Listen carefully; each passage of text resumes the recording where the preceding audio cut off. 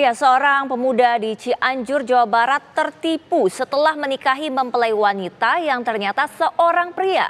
Terbongkarnya identitas pelaku terjadi saat malam pertama.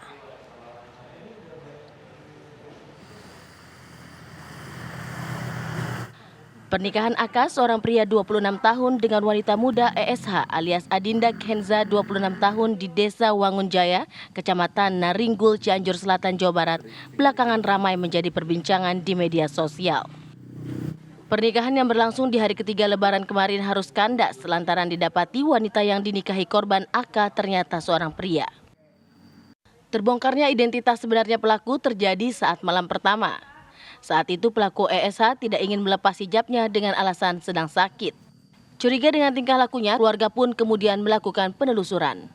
Dan terbukti saat keluarga mendatangi rumah orang tua pelaku di Kecamatan Cidaun, mereka membenarkan bahwa ESH adalah laki-laki. Dia anak ketemu sama dia lewat Instagram, lalu berhubungan 2 bulan. Dia pernah ke rumah 1 kali, makanya saya tanya, "Teh, tahu gak orang tua kesini?" Dia bilang, "Saya sudah gak punya orang tua, sudah mati." Bilangnya, saya agak curiga karena dia pakai muslim. Oh, pakai gamis. Pakai gamis, disadar dia. Sementara Kepala Desa Wangunjaya, Jayalani, membenarkan kejadian tersebut. Pihaknya menyayangkan keluarga kurang teliti saat akan menikahkan anaknya. Motifnya sendiri dia itu apa ya, kalau dikatakan jadi-jadian gitu. Ya, jadi-jadian. Motifnya itu tujuannya ini penipuan atau pemerasan terhadap keluarga korban. Penipuan tersebut telah dilaporkan ke polisi. Pelaku ESH sempat diamankan di Mapolsek Naringgul. Namun mengingat kondisi keluarga pelaku yang sudah jompo, akhirnya keluarga korban tidak melanjutkan perkara tersebut ke ranah hukum. Dari Cianjur, Jawa Barat, Khaironsyah, TV One mengabarkan.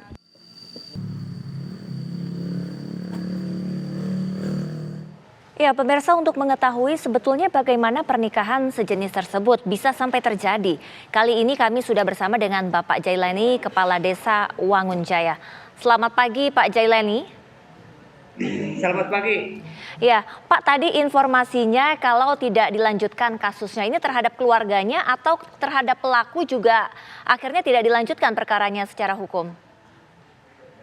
Saya akan meluruskan masalah ini bahwa memang benar sudah terjadi di desa kami. Setelah itu ternyata yang sudah disampaikan bahwa motifnya untuk penipuan, motifnya untuk penipuan terhadap korban. Ya, Pak, ini kan sebelum dilakukannya pernikahan, walaupun memang pernikahannya secara sirih begitu ya Pak ya, tapi apakah tidak perlu dilaporkan kepada perangkat desa, kemudian misalnya kartu keluarga dari mempelai wanita ini tidak ada data yang dikoreksi begitu Pak, dikonfirmasi? Itu untuk kawinnya, kawin siri, tapi tidak ada data yang otentik pada waktu itu setelah 3 hari Idul Fitri. Oke, artinya sudah memberikan data, tapi datanya itu palsu. Ya, datanya itu palsu, yang alamatnya dari Cikalong. Oke, artinya di pihak keluarga tidak ada kecurigaan apapun sebelum pernikahan terjadi? Karena tadinya mau berangkat dari pihak laki-laki ke pihak perempuan, ternyata nikahnya di tempat kami gitu. Oke, jadi tidak ada satupun pihak keluarga mempelai wanita yang ditemui, baik keluarga, kerabat? Tidak ada. Jadi, karena nunggal katanya, jadi tidak punya bapak, tidak punya ibu, tidak punya saudara katanya. Gitu. Akhirnya ketika ijab kabul, siapa yang menikahkan waktu itu Pak? Itu dari pihak keluarga saja. Dari pihak keluarga laki-laki saja begitu ya Pak ya? Ya di situ. Pihak perempuan sama sekali tidak ada satupun ya Pak ya? Tidak ada satupun dari pihak keluarga perempuannya. Perempuan jadi-jadian maksud saya ya Pak ya. Kemudian Ya, Pak, perempuan jadi-jadian. ya perempuan jadi-jadian Pakai ini, cadar itu. betul pakai cadar gitu ya, tidak melihat kejanggalan, sepertinya syar'i begitu ya Pak ya. Motifnya ini kan syar'i, untuk syar'i. menipu ya Pak ya. Hasilnya yang Ya, sudah tujuannya ditipu apa aja nih Pak yang diminta kepada mempelai laki-laki? Kalau ditipu sudah jelas itu karena sudah menyiapkan mungkin apa yang disiapkan oleh laki-laki, hajatan gitu, apalagi nama baik itu. Ya. Jadi harta benda apa saja yang sudah diminta, dan ketika kasus ini terungkap apakah pihak mempelai laki-laki akhirnya meminta kembali apa yang sudah pernah diberikan? Itu yang sudah diberikan dia itu transferan uang, mungkin laptop itu dia sudah meminta dia ke itu HP sama HP.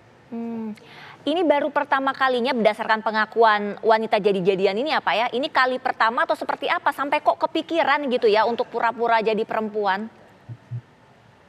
Itu tidak tahu, mungkin di dalam otaknya itu mungkin udah ngeres mungkin itu, jadi maunya memeras.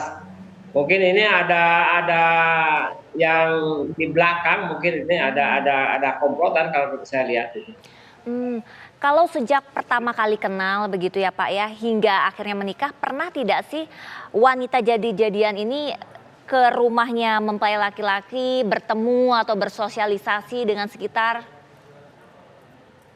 Pernah satu kali itu pakai cadar, pakai gamis, pakai kerudung gitu. Bapak tadi bisa menduga ada komplotan itu bagaimana Pak? Karena ini yang menghias mereka itu bukan dari pihak laki-laki gitu, atau dari tetangga, bukan gitu. Yang menyiapkannya itu mungkin dari pihak mereka gitu. Terakhir Pak, harapan dari pihak korban seperti apa dan kondisi korban psikisnya begitu ya Pak? Apa masih shock atau seperti apa? Kalau sekarang mungkin shock itunya si laki-lakinya itu shock sekarang, mungkin disuruh ini aja kata saya itu supaya interaksi yang lain, diberi semangat gitu. Ya, baik. Terima kasih Pak Jailani atas konfirmasinya pagi ini. Sehat-sehat dan sukses selalu Pak. Ya, amin. Terima kasih.